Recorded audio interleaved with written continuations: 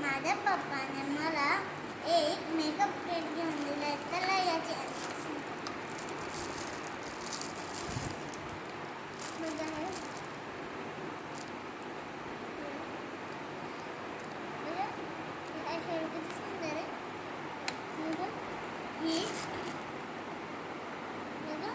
हे पावडर किती सुंदर आहे.